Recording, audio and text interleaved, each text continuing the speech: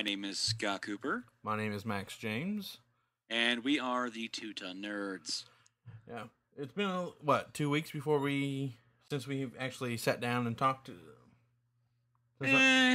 Yeah, since we talked to the masses, I'd say. It's been a while. Okay, well, last week, or the last time we sat down, we kind of put each other on spot. We kind of divulged into how we were Our raised. past and things like that. Kind of like not really how we were raised, but like how we were raised, like movie-wise and stuff like that. Yeah. And we kind of differentiated ourselves, but at the same time, you could tell, hey, at least we cared about what we cared about. Exactly. And that brings up an excellent topic for tonight. Yeah, I mean, because we may be on different pages, but at least we're in the same book. Yeah. Okay, so Evil Dead came out this past weekend. Yes. And we both kind of came across something that kind of put us on edge a little bit, if that's the correct terminology we would want to use. Yeah. I mean, I didn't see it yet. Well, you don't really need to see the movie for our conversation. Yeah, I know. Well, I mean, the thing is, like, I don't need to see the movie because I already know how the movie is. Like, I've already read the ending and everything like that, so I know what goes on. But Evil Dead, to me, is still one of those movies, like, I can know the ending, but I still have to see it at some point in time. Exactly. Just for the effect of it. I mean, and same thing with Evil Dead. I knew the story of Evil Dead before I even watched Evil Dead, the original one with Bruce Campbell. And then, but it's still it's a better ride when you get to watch it and you don't really regret, Yeah, but anyways, I mean, I know what you're coming from because I'm a big Evil Dead fan, which kind of brings me to our topic at hand. There was a certain how would you like to put this?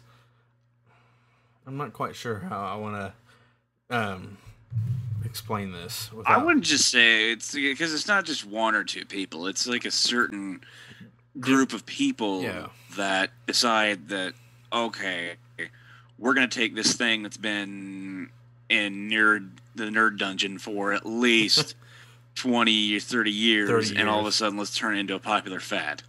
Exactly. But the thing is, it's already popular among our demographic, if you want to put it that way. Because, like I say, I mean, because everybody likes different things. I mean, you like Evil Dead. I'm not the biggest Evil Dead fan, but at the same time, like I think I told you today, I can at least appreciate what Evil Dead represents to the culture that I so desperately, that I so desperately love. Yeah.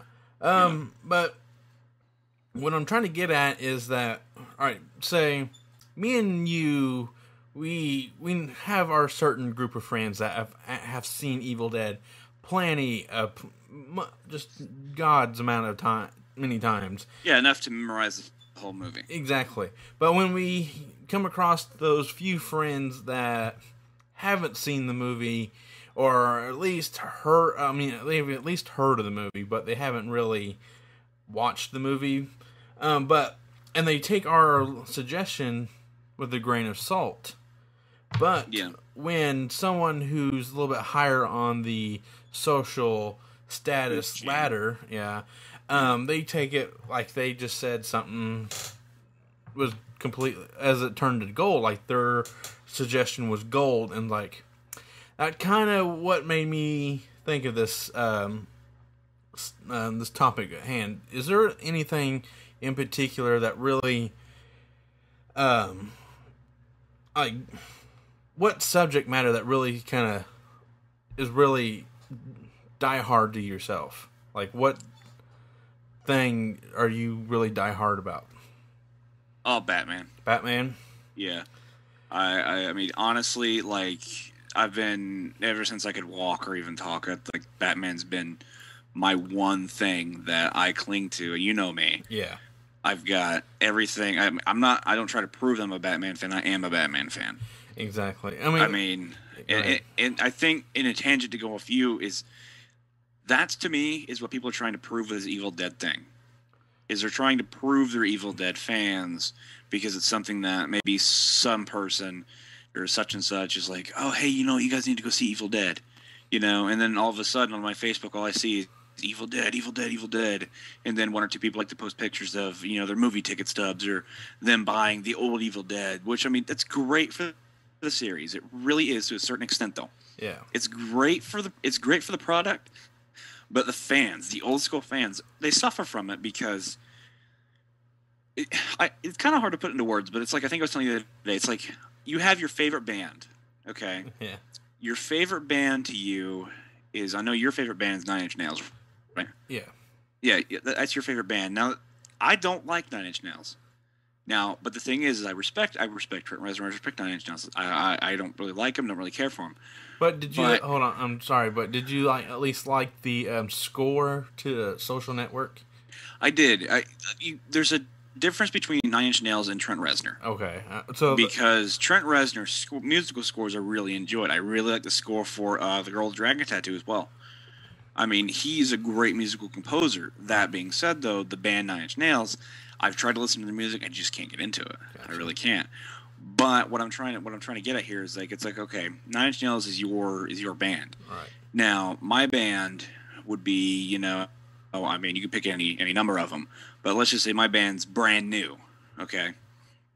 I don't particularly care who listens to them, but at the same time, if all of a sudden, because Nine Inch Nails is mainstream, but it's not too mainstream. You know what I'm saying? Yeah.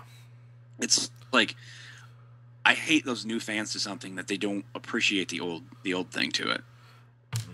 I mean, I think that's hitting the nail on the head. Well, because that's fine with me. I honestly, I mean, if you discover in some way, that's fine. But what I really get. Well, I know what you're getting. What makes you mad, though, is when somebody who hasn't seen a thing before, who sits on a higher social status than us, says, okay, hey, guys, you should go out and see this. It's like all of a sudden, oh, my gosh, this is the greatest thing ever. Thank you for showing me this. It's because that person just discovered that. Yeah. Meanwhile, we've been sitting here for 20 years telling people, hey, you should go see this. Yeah, and you should watch this. That's what really makes me mad is the fact that just because that someone else is on the higher status of the social ladder makes their suggestions just a little bit more valuable than mine, because even though that, well, it's like they take those particular suggestions with a side of steak and some mashed potatoes, and they take ours with a grain of salt. Yeah. I mean, it's just it doesn't register from us, even though, because we apparently our opinions aren't as valued. You know what I mean? Yeah. And that's what. But the thing is, though, being as the social class that we are, because we are the ones that don't really care about the other groups until once you start invading into our territory, though, we have we take it personally than other territories. And it's the same thing that, it's why people don't like remakes, which I always said it's not fair to the remake to blame it, unless the remake sucks completely. But you cannot blame the remake for, See, okay, existing. Okay, yeah. There is some instances where I kind of enjoy a remake. Like the newest thing. I wanted to see what happened at the other camp before John Carpenter's version. That thing wasn't really a remake; it was more of a prequel. Yeah, but it's still. It's the remake of it, but in the same way, it's telling you a different story. Yeah, but I mean, exactly. I can't even. I'm not thinking straight right now. Well, I mean, the thing with the thing is, to me, it expands the universe. Exactly. And I mean, sometimes Star Wars expansions aren't the greatest thing in the world. Right. But at least we have it, right? Yeah. They kind of take away, kind of like, oh man, some of the mythology away from what was previously told. Yeah, because I hate to go on a tangent. Star Wars, you have all these different thoughts, like, oh man, I wonder what happened. And they show you what happened, like, oh man, I wonder what could have happened. Because our imagination was better than what we saw. It's like, oh well, I think George Lucas, at the point in time where he made the other three, I think he gave up on life. I honestly liked 3. I mean, Episode 3. The thing is like they're not bad movies, but compared to the other Star Wars movies, no. Yeah. Episode 3 was really good. I think everybody else agrees with it, but I think Episodes 1 and 2 were so bad that it hurts 3. I think they're just too effect heavy. Well, it's not like the effects didn't bother me.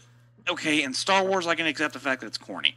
Okay, because you're gonna have corniness in Star Wars no matter what. But I think, honestly, Episode 1 had everything going right for it until the Gungans. The Gungans? The Gungans. The Gungans. Yeah, the Gungans. Enough said, right? Yeah. And then Episode 2 had everything going for it until it's sand. It's coarse and it gets everywhere. I mean, that's just like, that's how I feel. Gotcha. Like, Hayden Christensen's cardboard performance of Anakin Skywalker did not help that movie. Well, okay. This actually kind of brings up another idea that I've been thinking these last couple weeks, is that Django comes out next week, or I think within the next couple weeks, and there's so much controversy around that movie because of the use of the N-word and the violence and all that kind of stuff. I usually don't get offended with movies. I mean, but is there anything in particular that really offended you in a movie, or are you more offended by how your movies are ended up treated, or like if like an extended version of the movie, or even a remake? Because some people see like the remake of The Thing or the extended storyline of The Thing as like I think Satan himself has walked through. They view it as like a black mark to the franchise. Yeah. I mean, if you're asking me if I find anything like that, I'm going to say no. I mean, are you more offended by what you see on screen, or are you more offended by how some of your favorite things are treated? I'm more offended by how they're treated. Like, I'll give you a prime example, okay? I just booted it up a little bit ago. Batman, the Adam West version. Okay. It's not just because it's Batman, but because I can appreciate what it was trying to do. It's just a campy version of Batman. Now, you have a lot of people that like to throw the derogatory terms at it, oh, Batman and Robin are gay and everything like that. To me, it doesn't matter because I'm enjoying the story. But it does it's like, why you got to pick on that? It's like, in a way, it's like, I don't really get offended much about like any of these movies. Like, maybe it's because I'm not black, but I mean, it's just, not even. I know what like you mean though, because it's like I've already heard that, like in like the Evil Dead thing, people were throwing a huge fit about the tree scene already. People need to tone down tree scene. I haven't really heard any hubbub about the tree scene. I have. I was already hearing about it. Like that, like I was reading articles about it even before the movie came out. And people were like, "Oh, they're already throwing a fuss about it." And I mean, from what I've heard, it wasn't even that much of a deal. Really, I thought the one in the original was more graphic than the one that was in the movie. Yeah, the one in the original, having just watched it the other day again, was very, very porno-esque. Like, you can tell, like, when they shot that scene, nobody on the set was. There wasn't a dry eye in that freaking crowd. I would have been laughing my ass off that time. Yeah, I mean, I honestly saw the tree scene in the movie. It was pretty bad, but I would put the original tree scenes or the vine scenes a little bit more. Did worse. Sam Raimi give birth to tentacle porn? I don't know. I mean, that's one question that like kept going through my mind. The entire movie, like I like literally watching all the Deadites and everything, and I'm just like, did Sam Raimi invent tentacle porn? Like even like idea. 20 or 30 minutes after that scene, I'm like, did he? You're still focused on what you're thinking instead of watching the movie. In my head, yeah, and I kind of like so. I probably need to watch Evil Dead again to actually soak up the entire thing because, like I said, the last time I seen it was like 6, 7, or 8 years ago. So I mean, Yeah. Well, back to our people being more people who like to take away from the fanboys. I put a status out the other day that actually was kind of harsh towards some of the people. Did you agree with that or not? In a way, yes. I mean, I agree with it. I know how you feel, but you have to understand. And this is my message to you and to everyone else who feels the pain that you felt. And it's the pain that I felt too. I mean, I'm not a big Evil Dead fan, so maybe I didn't feel as bad about it, but it's like, okay. No, I even added... yeah, I know, it's pretty much anything, remakes in general. Yeah. But, I mean, you have to understand, though, these people... Some of these people have never heard of these things. I understand that. And, yeah, I mean, like I said, I know what your gripe is. Your gripe is with the people that they know about the old ones. Okay, they probably do know about it, but it's like, oh, now that it's in style, I'm gonna like it because it's fad. Yeah, you know. But meanwhile, not even that, like, because they'll probably forget about it within a week or two. But yeah. my main problem is the people who I've been trying to get to watch these movies just pass it off as as nothing. I mean, I know I keep harping at this, and then when somebody who is actually just a little bit higher on the social status ladder says like, "Oh my God, you should watch the original ones," and I'm like, I have been trying to get people to watch these for years now, and I'm like, and I look like. Like, to be honest, I think I know.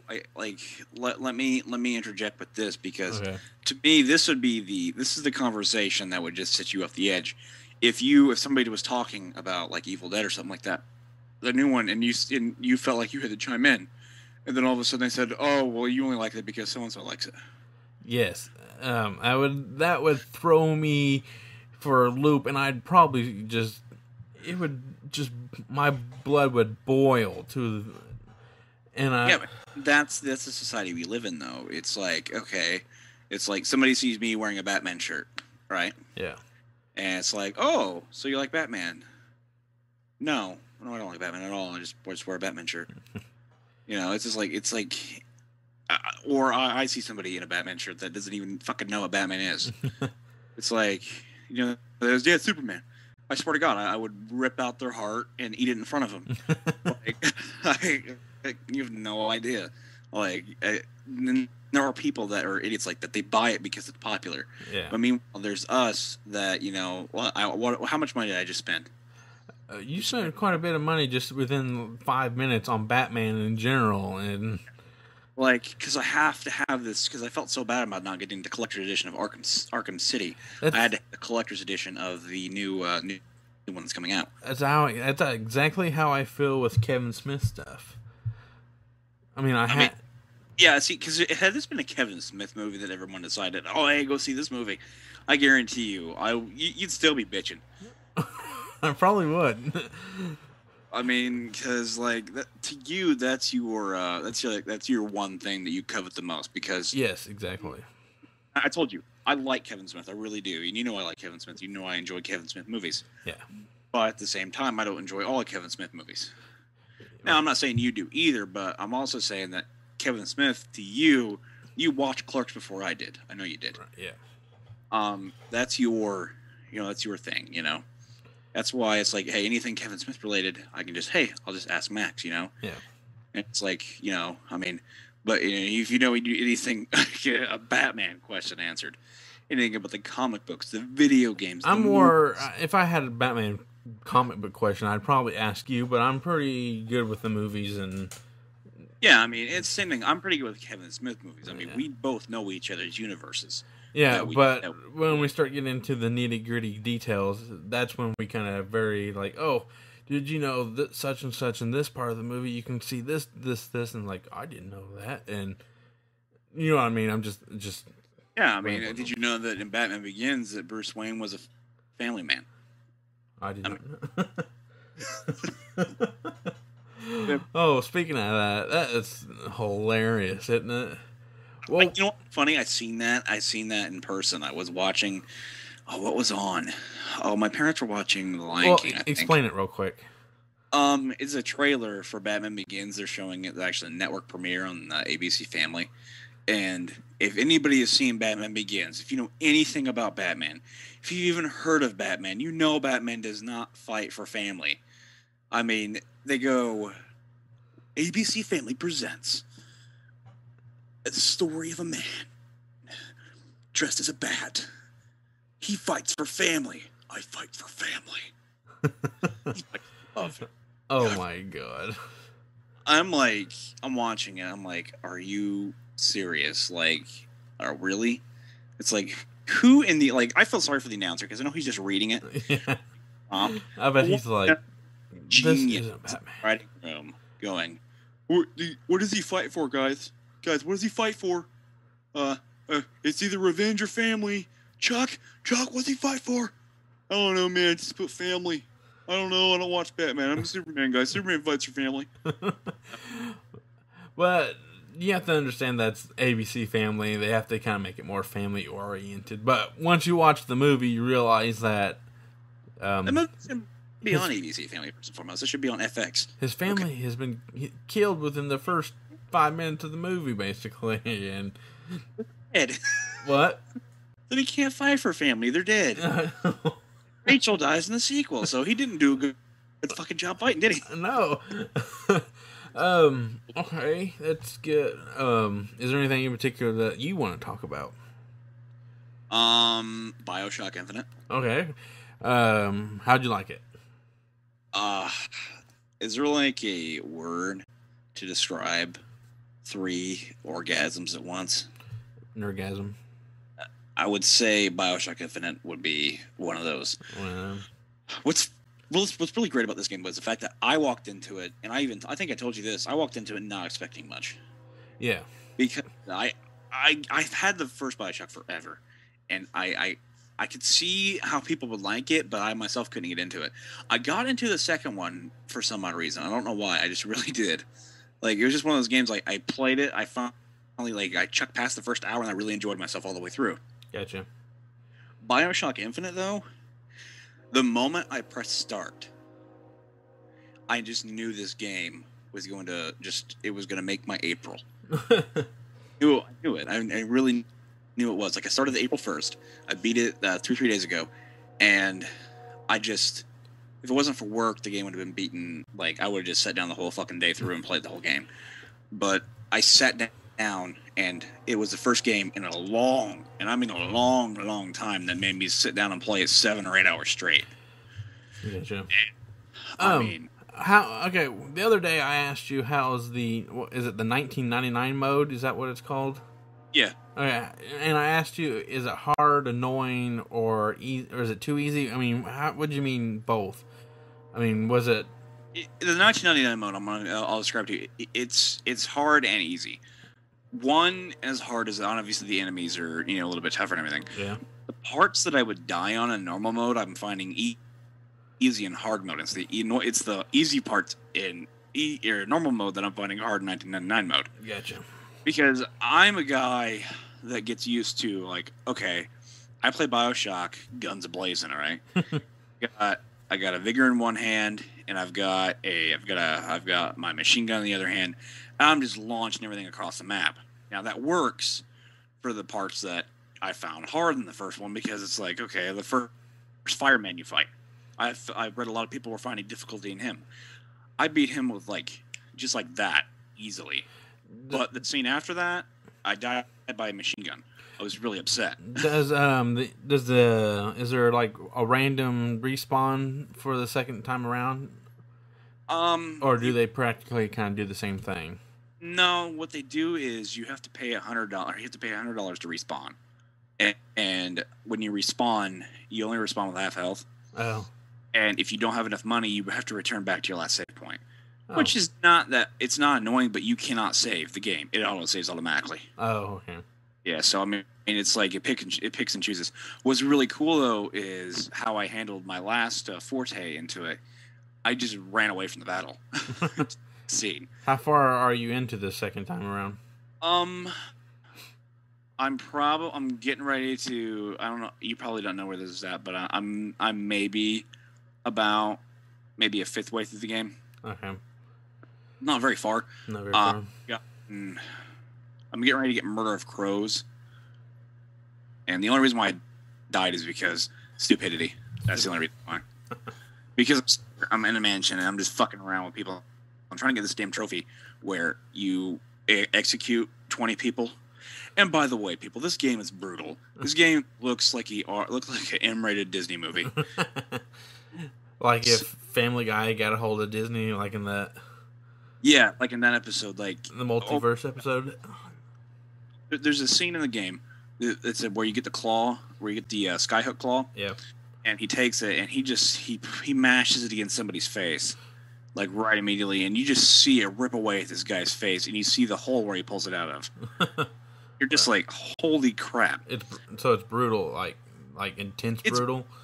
It's brutal, but at the same time, though, it's only brutal for the melee shots. Like, yeah, if I can burn your entire body with the Devil's Kiss vigor, or I can shock you to death and you will disintegrate with a shock jockey. Which I think the names for these vigors are hilarious. BioShock, the whole world that it encapsulates and it involves in is just fantastic. It really is. I mean, just like anything about it. I mean, there's even there's the game itself. The twist at the end is fantastic. So, what would you rate this game? Honestly, I would rate it 9.5 out of 10. All right, what keeps it from a 10? You have to understand, a 10 for me, I've only given out maybe 3 10s in my entire life. And those games are games that I find groundbreaking. Well, name those 3. Legend of Zelda: Ocarina of Time, first and foremost. What for? What? I can't remember what system it was for. Nintendo 64. It's one of those games to me that was groundbreaking in a way that, okay, hey, 3D area. It's not just 3D, but it's like, this is what games are going to be like. Okay. Now on. The second one that I give one to is probably Metal Gear Solid 4, because that's the first title on the PlayStation 4 that everybody wanted, but it's because it gets a 10 because I kind of add in the fact that it's ultimate fan service combined with ultimate gameplay. You play the game how you want to play it. Yeah. Combined with, it's the perfect ending to the best storied video game franchise. The best story in a video game, I think. Number 3? Number 3 is Uncharted 2. Oh. No Batman. Surprising. Batman's really high 9s, but Uncharted 2 to me was groundbreaking in a way that this games are going to be. And the thing is, BioShock borrows from Uncharted because Uncharted 2 is so cinematic. Gotcha. You know what I mean? Like, I mean, I know it's not the first game to do it, but it's the first game to do it the best way possible. Like, hey, look, guys, this is how games are going to be. I mean, Uncharted 2, I think even you agree with it. It's one of those games that you played it from start to finish, and you were ready to play it again. Okay. All right. Okay. What about? Okay. Since you mentioned Uncharted, I kind of brought to its attention that me and you have decisively said that 2 is better than 3, right? Yeah, 2 is better than 3. But, why is 2 better than 3? Better than 3, 4. And the thing is, it's odd because you're playing 3, and the entire time you're playing 3, you're trying to convince yourself that this is better than 2, but you can't do it because 2. The reason why I don't think it's better, 3 is the better game. If that's the way to say it. 3 is the better game, but 2 is better because it delivered that feeling. It depends on what order you play them in. If you played 3 before 2, then you're going to love 3 first. Yeah. But if you played 2, then it gave you that feeling like, holy crap, I didn't know games could do this. But once you have that feeling washed away from you when you're playing the third one, you're like, okay, I've seen this before. I expect it, you know. See, I thought 2 kind of was why I think 2 is better than 3 is that it kind of broadened the scope of the world. You know what I mean? Well, I mean, the same thing with 3 did, but I mean, 3 kind of limited to like the desert. Well, not really. I mean, Three, you go to London, you go to the desert. I mean, you go to London and the desert, so it's two different things. But then you got the boat and stuff like that. You're going to freaking South America. You're going over here. You're going over there. I mean, yeah. Two seems more broader as a. I mean, it seems like there was more set designs. In a great reason. Two is the Empire of the series. Oh, yeah, okay. Oh, speaking of that, I honestly think the original Star Wars trilogy, like Star Wars, Empire, and Jedi, can be compared to Christopher Nolan's Batman trilogy. It can be compared to? Yep, and this is the reasoning why. Okay, you got this really strong first movie, Star Wars, and then you got the revival of Batman with Batman Begins. Two solid first entries into a trilogy. Then you got Dark Knight, and as well as Empire Strikes Back, which to most people those are the two best movies out of those two trilogies. Would you like to agree, or? Yeah.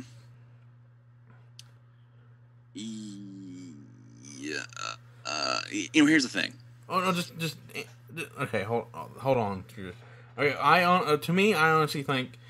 Let me. Yeah, I agree with you. I agree with you in that sense. Yeah. Okay, I mean, like most people. I'm just saying as a broad people. I'm not like me and you. I'm just saying the general consensus saying that the first sequels in the trilogies are the best. Yeah. Okay. And now, which one do I find the best? I find Return of the Jedi the best. Hold on.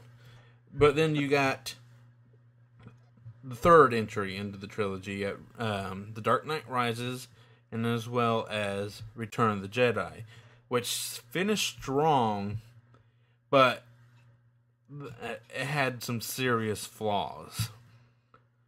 Don't you? I mean, okay, and... Flaws with The Dark Knight Rises. What? The flaws for Dark Knight Rises? What'd you say? Hello? Are you there? Yeah? What are your flaws for it? Oh, okay. Well, we had technical difficulties there for a second. But I thought it was too predictable.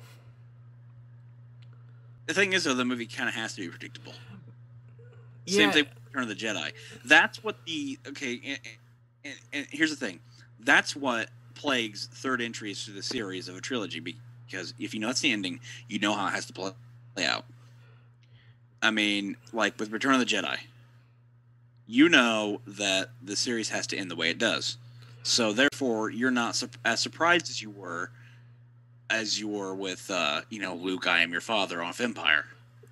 I mean, and then with The Dark Knight Rises, I'm going to say this, and I don't want to be the first person to say this, but it probably will be, you're also running off the Heath Ledger stigmata of that one. That, while Heath Ledger's Joker was freaking amazing. No, I'm not talking about that kind of... I'm talking about just overall films. I'm not talking about the characters. I'm just saying that... Well, okay, ask you this. Can you watch The Dark Knight Rises without seeing the other two? Without seeing the other two? Kinda. Okay, can you watch Return of the Jedi without seeing the other two? Kinda. Yeah, but as a viewing experience, is it not best to watch the other two before that one? Right. So that automatically takes away from the third one. No, see, that's why I compare those two trilogies together, because those are so similar in, like, the way the fans and people view the movie. That's what I'm trying to get at. I think they're both cherished trilogies that need to be viewed by so many people. Right. I mean, I'm just saying that you start out strong, you get even stronger with the second movie, then you kind of lose a little bit in the third movie because of maybe how predictable it is, or that you get Ewoks, or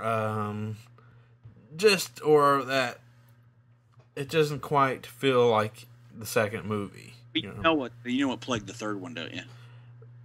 What? Of Batman, you know what plagued it, don't you? Are you talking about what happened before, in the movie, or what happened, like the shooting? I don't know what happened. Well, not that. I'm not talking about the shooting. I mean, that didn't affect it as much as everybody thinks it did. I know. I'm trying to figure out what you're trying to get at. Saying, you know what affected the movie itself, to like the actual like inside the movie? What? Bane's death. Bane's death. Bane's death. Because of spoiler, the way Catwoman killed Bane. Yeah, I mean, because okay, and agree with me this. You built up this guy for 2 hours. Yeah, 2 solid hours of this guy. It's awesome. This guy is pretty damn cool, and then you're just gonna kill him like that. That didn't sit too well with me. I mean, I watched it. I was like, I didn't like that. I mean, it kind of came out of nowhere.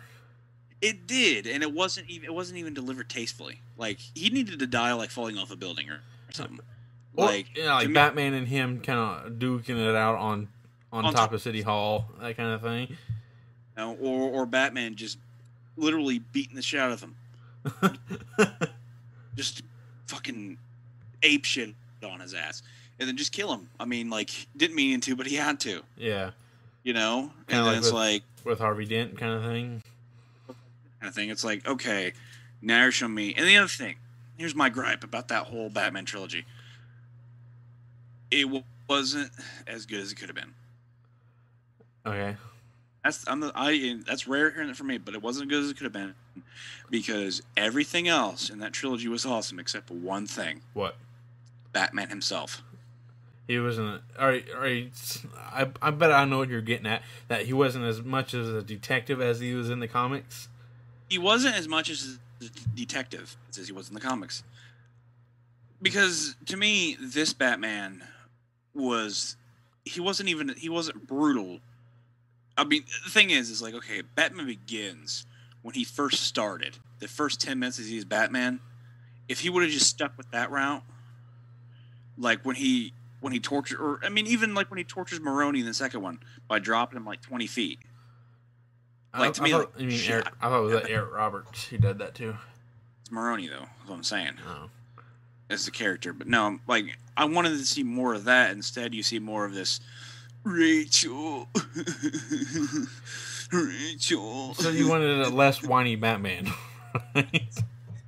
Not whiny. Batman's this guy that takes one look at you and tells you you're a piece of shit.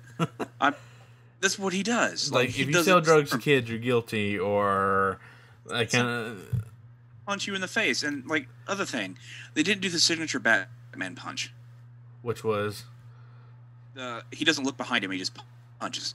You know what I'm talking about? Like oh, kind of like keeps the elbow straight and just kind of goes up like that. Yeah. That's the signature Batman punch. That's the Batman that Kevin Conroy's Batman in the animated series always did. He always did that punch, and you're like, yes! Because that's how you knew he was fucking awesome. But this Batman, instead, decided that he's gonna, you know, I mean, he was kind of a bitch in those movies. He really was. I do have to agree. I mean, but yeah. It was Nolan's Batman. He wanted to do what he wanted to see out of Batman. So, but at least we had. Would you have? Okay, here's a question for you. Would you rather have Nolan's Batman trilogy, or would you rather have, like, let's say the first 3 Batman movies that came before this, like with Michael Keaton and Val Kilmer? I'd rather have none of them. I'd rather them actually. I'd rather them hand the keys to that over to Frank Miller and Robert Rodriguez. I wouldn't give it to Frank. I wouldn't give it to Robert Rodriguez. I don't think he has. He's more cartoon brutal. Returns though. What? I'm talking about the Dark Knight Returns. I would have to give it. I don't know who I would give it to. I mean, and I would either get that or I would give it to Guillermo del Toro. Yeah, but or preferably mid-90s Peter Jackson. Did Heavenly Creatures come out in the 90s? But like more like the Frighteners Peter Jackson. Okay. That needs to be this guy that people are scared of. that's what he is, Yeah. Saying. Yeah, I can see that a little bit, but I don't know. You need someone with a strong sense of, like, you might even need like Ben Affleck to kind of take on Batman, because have you seen The Town? No, Ben Affleck. I like Ben Affleck's directing movies. I think they're really good. No, Ben Affleck. No Ben Affleck. Martin Scorsese. No, his movies suck as of lately. I cannot. Okay, I'll tell you what. You need to give it to Kevin Smith. No, he wouldn't. That's too big of a movie. He would even admit to that probably. Is in his pants. What? Give it to what's his face? Quentin. Yeah, Quentin. I honestly think Quentin might be able to pull off Batman, but that would be some very raunchy dialogue for Batman. I'm gonna do All-Star Batman and Robin, where it's the Batman and Robin where he like Robin asks like, "Who the hell do you think you are?" And he's like, "I'm the goddamn Batman." See, okay, that kind of Batman I could see. Like, I think he could pull off Frank Miller's Batman. Yeah, he probably could. Like that Batman world would be done correctly. Yeah. It's like, either that or I hate to say it. I really hate to say it, but Joss Whedon. Oh, Avengers and Cabin in the Woods and Buffy and Firefly and all that good stuff. Or you can do the other route that everybody else seems to be going and give it to the other what's his face. What, Jon Favreau? No, I think I like Jon Favreau. No, give it to guy with glasses. What's his name? The guy with the glasses? Guy with the glasses. Oh, there's tons of people with glasses. Not Steven Spielberg. The new Steven Spielberg. The new Steven Spielberg? Oh, okay. J.J. Abrams. Yep, there we go. How did I forget that? I don't know. I'm terrible with directors' names. No, keep him with the Star Wars and Star Trek universe. That's where he's more supernatural or sci-fi than Batman. I don't know, because he created, along with Paul Dini Law. No, I think. Have you seen Looper? Yes. I think the dude. I can't think of his name at the top of my head, but I think he would be pretty good. We don't want Uwe or how do you pronounce his name? Uwe. You know what? If I guarantee it. If they gave him the Batman franchise, Batman movie, be dead. No, not even that. That movie would be watched by everybody, because you're getting the Batman fans. You're getting the people like me and you who know of Uwe Ball. Then you got the people who are like the people who hate him, who have to go see it. There's three people that practically take up everybody. Then you got people who will just go see Batman because it's Batman. I think it'd be kind of funny, to be honest with you. The thing is, I can't, because, he won't live to see that movie be in theaters, though. Because I'll find him and kill him myself. And legally, too, because I'll challenge him to a boxing match. So, okay. See, kind of goes back to, you're kind of defensive about your certain diehard things, right? Well, certain people are not allowed to touch certain things. Right. It's like going in. It's good. It's like your little sister going in your room and touching your stuff. You don't want that to happen, and that's how I feel. If somebody comes closest to my franchises that doesn't need to be close to him, like Uwe Boll, I don't want him to even read a Batman comic book because he doesn't need to be anywhere near something that has any creativity to it whatsoever. You mean you wouldn't even let him take over the Metal Gear Solid 4 movie? Or Metal Gear Solid movie? Let's just say that game would have so many continues. Continues. I just wouldn't even... Oh my god, no. Just no. He needs to stop making movies, first and foremost. He needs to sit down and he needs to rethink his life. Obi-Wan Kenobi needs to find that motherfucker and brainwash him or do some Jedi mind trick on him because he needs to stop making movies. He's the worst movie director of all time. They had a petition out that reached over 1 million people. To get him to quit making movies? Quit. Yep. And I think, did he even say he would quit? Yeah, I think he reneged on it. Yeah, he reneged on it. It's like, really? It's like, come on, buddy. People don't like your movies. I hate the look of this guy. I hate the sound of this guy. I hate the movie he directs. See, the thing is, I think he should stick to one movie, Postal. Just make Postal 5, 8, 9, 10. No, I want to see him get up all the way to at least 50. 50 Postals? I've not seen the Postal movie. You have not seen Postal? I just wanted to see him get at least up to 50. I mean... Any good? What? Any good? What, the first Postal? Yeah. It's funny. I mean, there are some moments in that movie that were quite funny, and there's some jokes that kind of fell extremely flat. But overall, it was probably his best movie. Yeah, it's just some comedies go too far, others start there. Yeah, I mean... Live action South Park. Yeah, well, I wouldn't go that far, but... I mean, South Park kind of has a smart way of doing their episodes. This was just kind of like being gross for the sake of being gross, or being... it basically...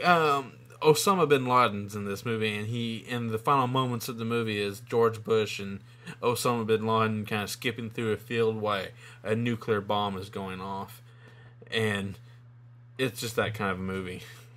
I mean, the movie opens with opens up with the hijackers of 9/11 about to crash it into the World Trade Center, and they kind of start like breaking down like their religion, or basically it's like, and like, oh, we're going to turn this plane around, but too late. They already crashed into it. And it was like, oh, they're making fun of the World Trade Center's tragedy. I just want to let everybody know that, Max, you were pinpoint dead on balls accurate with the ending. The film's final shot features Bush and bin Laden skipping through a field together hand in hand as mushroom clouds explode on the horizon. Yeah, exactly. So, yeah, you were pretty much exactly. So people know you've seen that movie. Yeah, I've seen that movie. Apparently, the film has grossed a total of $146,000 worldwide. Okay, speaking of kind of like grossy movies, or kind of like off the wall movies, how do you feel about Troma? Troma films? Yeah. What about them? Do you like them, or do you prefer not to watch them, or? Because I remember putting in Poultrygeist, and you were kind of a little bit disgusted. In all honesty, I'm not a big fan of like the gore and shit. Like, I'm really not. I mean, I find it funny to a certain extent, but I don't like Poultrygeist or whatever. Austin Screen. Yeah. It just kind of like, I don't know. I'm not into it. I really am not. Does it just not your thing, or well, it's just not my thing. It's like, I don't know. So can you handle like zombie gore, or is it just kind of like how it's presented? I can handle gore. Like, I have no problem handling gore. It's just when it's, I guess it's how it's presented, but when it's done in like the fashion, like over the top gore. It's like I was telling you earlier. It's like in Evil Dead, they decide they're going to puke on freaking Bruce Campbell 30 times in that movie. It'll bleed all over him, you know? Like, yeah. To me, I'm like, okay, gore's fine, but when you overdo it, it's like, there's no point. Because to me, the point of gore is shock value, right? Well, if you keep doing it, I'm not going to be so shocked. Instead, I'm just going to be kind of like, just knock it off, okay? It's like I cut off your arm, right? Holy shit, I cut off your arm. An hour later, you're still bleeding. The effect's not there anymore. Yeah. So it kind of takes away from the movie a little bit, then. It does take away from the movie. I mean, like a good movie that takes away from. I'm trying to think here. What, gore that takes away from a good movie? Yeah. What are you trying to remember? Yeah. I'm trying to think of one too, and I can't think of any. Because I really don't have any kind of gory movies. I mean, I have gory movies, but... Oh, I know. There's this one scene. I may have talked about this in... on my 31 Days of Fright horror movie project last October. There's this scene in Midnight Meat Train where this guy practically takes a meat tenderizing hammer and hits him across the face, and the eyeball kind of pops out of his face. And I'm like, that is the only effect that really kind of didn't seem necessary, because the rest of the movie was really great. The gore, the blood, it seemed very within the movie. But this one particular shot that just kind of like, oh man, really? It kind of killed it a little bit. The whole murder scene, it kind of did kill that scene a little bit. Yeah, I mean, and like, there's other things that, like, I mean, there is case in points where gore does that affect movies, like Jurassic Park. That's kind of like less is more kind of thing. Like, yeah, exactly. Like in Jaws. Yeah, like in Jaws too. It's like, okay, in Jurassic Park you see the one severed arm, right? Right, and then in Jaws, I mean. Well, I think Jaws has maybe two really gory moments in that movie. Yeah, it's like when the Kettner boy is getting eaten, and when Quint dies. Hence why the movie's rated only PG, right? Right. Well, that's before really the rating system kind of mattered. Yeah. Now I think now it would just be PG-13 though. Yeah, I don't know. You think it'd be R? It wouldn't. I don't think it would be rated R for the hard. Like, that being said, they need to make a hard PG-13 rating, I think. Yeah, I mean, like PG-13. or even make it like a PG-17, and then the next rating is kind of like you have to. I mean, so they can get away with showing more movies at the theaters, because I've seen quite a few movies that are rated NC-17 that are really good just because of a few extra seconds of showing something, or showing an extra dick, or an extra boob, or just a single moment of gore. It's kind of like that. I mean, it's all. I mean, can you imagine sitting in the rating? It's like, all right, Chuck, what do you rate it? Well, if it only had 5 tits in it, I'd say rated R, but it had 6. So I mean, exactly. Exactly 6 tits in it. Yeah, there's a 5 tit limit on movies.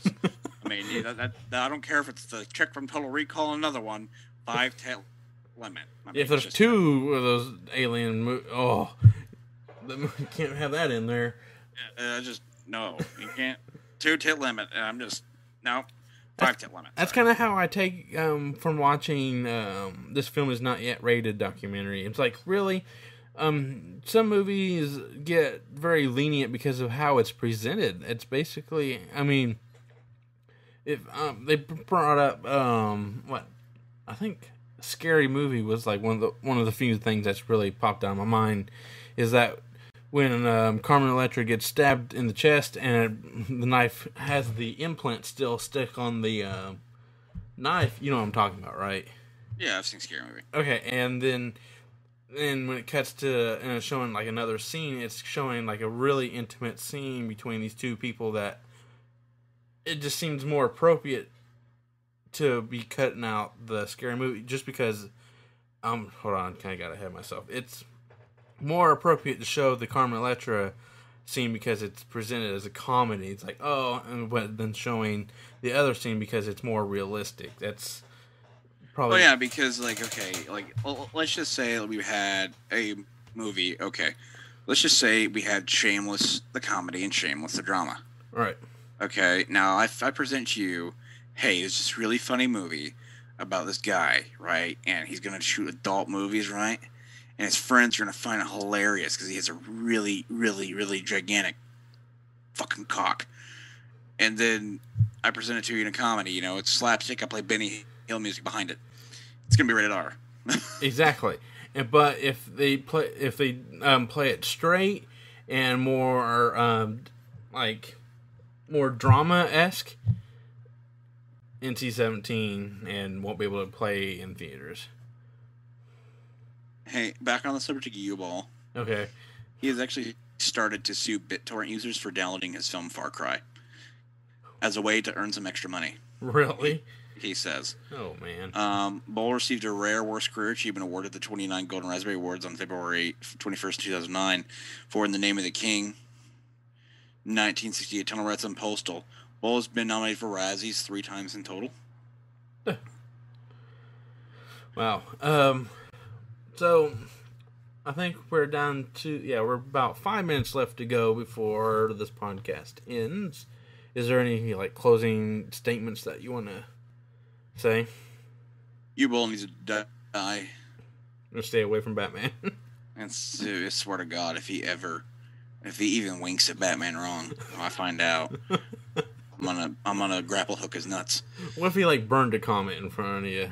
If he burned a comic in front of me, I'd probably just burn him in front of me. Okay, what if he personally got the first appearance of Batman and just hey Scott, come here, and he just set it on fire. If he ever got a hold of that issue of Detective Comics from 1939, I think issue number 37, I swear to God, and he burnt that in front of me, I'll be reading your trial papers in the newspaper. No, you never find the body. I don't know what happened to him. You'd never find the body. You would no. But really, is there any final closing moments? For those of you who haven't yet, BioShock Infinite so far is my game of the year. So far, we're early in April. Yeah, it really is. It's going to be tough to beat it. So even with Arkham Origins that recently just got announced today, I think, and Grand Theft Auto 5. Grand Theft Auto 5 can go die in a hole somewhere. I don't care about that game. Oh, really? I don't like Grand Theft Auto series games. How do you feel about the Injustice game coming out, Gods Among Us? Well, since I went ahead and spent $100 on it, it better be good. I better be damn good. Even though I would probably have spent $100 on the statue alone, but that's besides the point. And then it comes to comic books, so I can't complain. So, do you have any? Okay, well, we're going to announce that we have a couple of future podcasts coming out that we both have special engagements that we're going to, right? We do. I'll announce mine. I will be going back to see Kevin Smith back up in Indy. He'll be bringing the Jay and Silent Bob Super Groovy cartoon movie. I'm very excited for this because I get to see him again, and the same place. Doesn't he have Jason Mewes with him this time? Yeah, Jason Mewes is coming with him this time, and so it's Jay and Silent Bob who are doing a Q&A, and we'll be watching the movie as well, just like Red State. And what's your special engagement? My special engagement is on June 25th, 2013. I will finally see my comic idol, Daniel Tosh, in the Orlando, Civic Center. Not Civic Center, I just made that up. But in the Orlando Center. And how far away is that from your house? Orlando's maybe about an hour or two away. So it's not that far. So it's going to Terre Haute or a little farther? It's probably going from Vincennes to Terre Haute. Okay. Yeah. I mean, and it's not too crazy. I just don't know my way around Orlando, and because I'm afraid I'm going to get shot because people die every hour. How good of seats do you got? I think I've got 5th or 6th row. Oh, nice. Yeah, they damn well better be nice. It's been over $300. So you went all out and. I went all out because I wanted to see him back last year when he came to Indy. Yeah. I wanted to see him bad, and I didn't have a chance to go.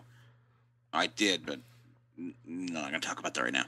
Just unforeseen events and stuff. Yeah, like that. unforeseen events. It's a blackout blur, and I'm pretty sure it didn't roll. But no, I mean, this guy, like Tosh, I know he's a dick in real life. I don't care. Because to do what he does, he has to be. Yeah. So I can't wait to see this guy. I can't. It's gonna be awesome. That's so we both have our future reviews of our engagement coming up within the next couple months. Yours is what, in June, like you said? Yeah, mine's in June. Mine's next month, May 20th. I actually got better seats this time. Did you? I actually kind of moved. I moved up. I was going to buy the same seats I had last year, but they were already only one was available, so I'm like, I'll move up a couple rows and more on the center. Yeah. So, that marks the end of our podcast for the week. Hopefully, this will be a regular week thing. It'll be uploaded on Wednesdays. So, is there one final piece of advice or thing you want to say before we go? We're good this time. And that was it. Okay, that was it. That was it. Well, my name is Max James.